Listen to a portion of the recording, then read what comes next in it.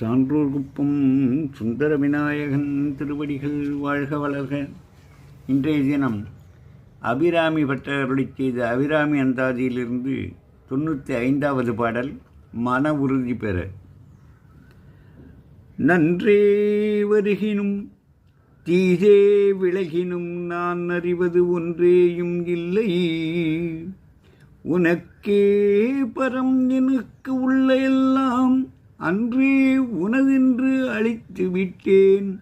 அழியாத குணக்குன்றே அருட்கடலே இமவான் பெற்ற கோமளமே.